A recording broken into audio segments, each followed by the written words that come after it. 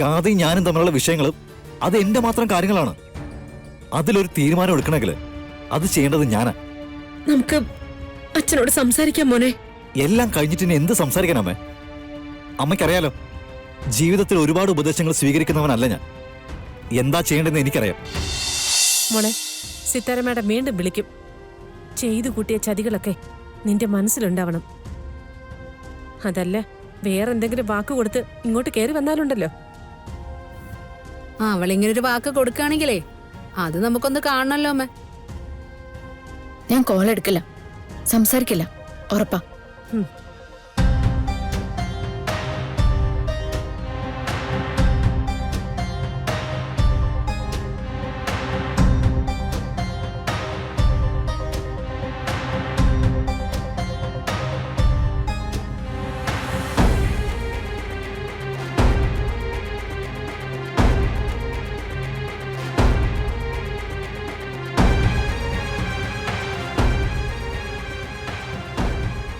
ഇതെന്തിരിപ്പാ മോനെ?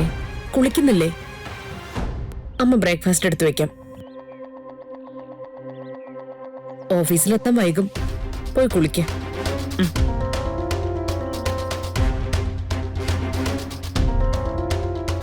അമ്മേ, എന്താ മോനെ?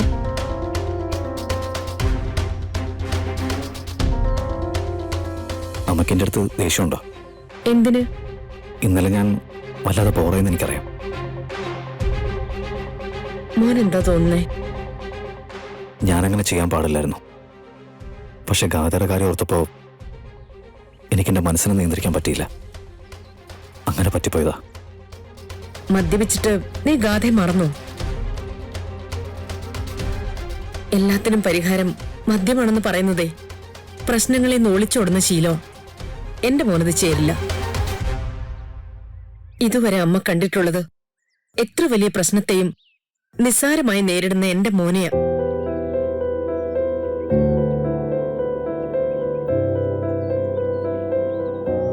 മറ്റേത് കാര്യത്തിലും എനിക്കത് പറ്റും അമ്മേ. പക്ഷേ ഗാഥയുടെ കാര്യത്തില് ഞാൻ എപ്പോഴും തോറ്റുകൊണ്ടിരിക്കുക. ആ തോൽവിനി ഉണ്ടാവില്ല.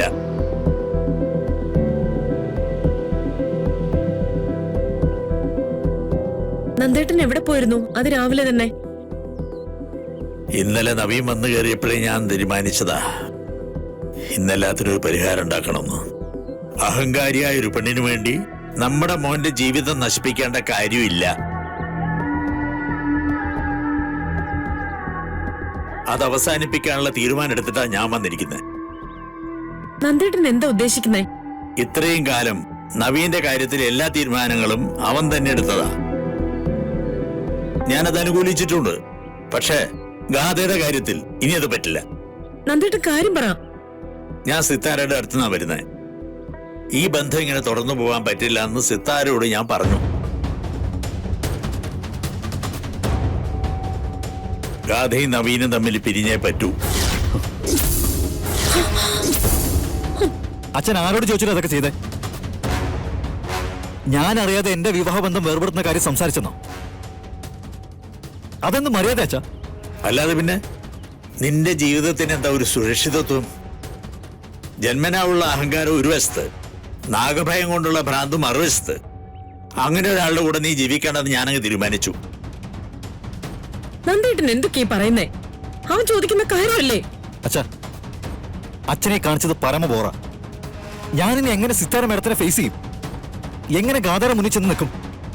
അതോർത്തോ അച്ഛൻ? ഞാനെല്ലാം ആലോചിച്ച് തന്നെ ആ തീരുമാനം എടുത്തേ.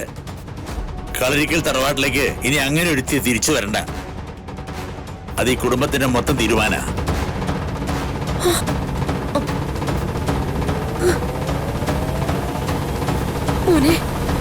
ഇല്ല, ഇത്രയും കാലം ഞാൻ മനസ്സിലാക്കി വെച്ചിരുന്ന അച്ഛനല്ല ഇപ്പൊ എന്റെ മുന്നിൽ വന്ന് സംസാരിച്ചത്.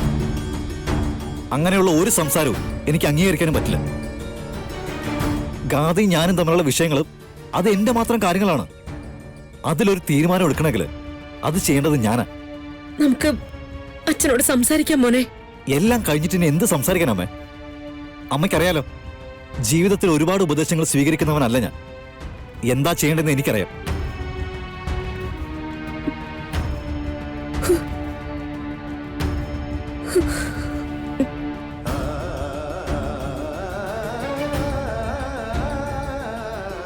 എന്തും വരട്ടെ എന്ന് കരുതി തന്നെയാ പറഞ്ഞ അമ്മേ. അവൻ ബഹളം വെച്ചു, അവനത് ഉൾക്കൊള്ളാൻ കഴിഞ്ഞിട്ടില്ല. പറഞ്ഞല്ലോ, ആദ്യത്തെ കടമ്പ കഴിഞ്ഞു. ഇനി അടുത്തിരുന്ന് പറഞ്ഞു മനസ്സിലാക്കണം. അതും നമ്മളെ കൊണ്ട് പറ്റും.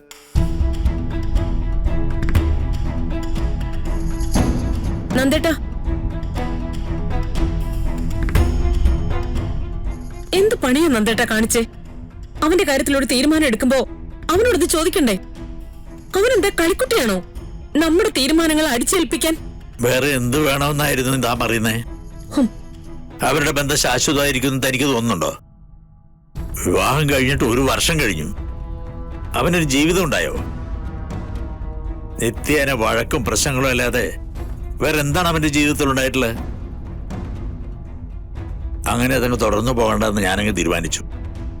ഞാൻ മാത്രമല്ല, അമ്മയും. സുമിത്രേ, ചില കാര്യങ്ങൾ നമുക്ക് പതുക്കെ പതുക്കെ പറയാൻ പറ്റൂ. ചിലത് വെട്ടിമുറിച്ചു പറയാൻ പറ്റും. ഇക്കാര്യവും അങ്ങനെയാണ്. കഴിഞ്ഞ കുറച്ച് നാളുകളായിട്ട് ഞാനും നന്ദനും ഇത് തന്നെയാ സംസാരിച്ചോണ്ടിരുന്നത്. ഇത്രയും കാലം കാത്തു, ഇനി കാക്കാനാവില്ല. അമ്മേ, കഴിഞ്ഞ ദിവസം മദ്യപിച്ച് കിടന്ന അവസ്ഥയിലാ മാണിക്കുഞ്ഞ് അവനെയും കൊണ്ടുവന്നത്. നിന്റെ മോനെ വീണ്ടും അങ്ങനെ തന്നെ കാണാൻ നിനക്ക് ആഗ്രഹമുണ്ടോ? നമുക്കങ്ങനെ പറയാൻ എളുപ്പം അമ്മേ. പക്ഷേ അവൻ അവളെ വല്ലാതെ സ്നേഹിച്ചു പോയിട്ടുണ്ട്. ചില സമയങ്ങളിലും അവൻ ഗാഥയോട് സംസാരിക്കുന്നതും ഗാഥ അവനോട് നല്ല രീതിയിൽ പെരുമാറുന്നതും ഒക്കെ നമ്മൾ കണ്ടതല്ലേ? ഈ ലോകത്തിൽ അവളെക്കാൾ നല്ലൊരു പെൺകുട്ടിയില്ലെന്ന് നമ്മൾ എല്ലാവരും ഒരുപോലെ പറഞ്ഞതല്ലേ? അപ്പൊ പിന്നെ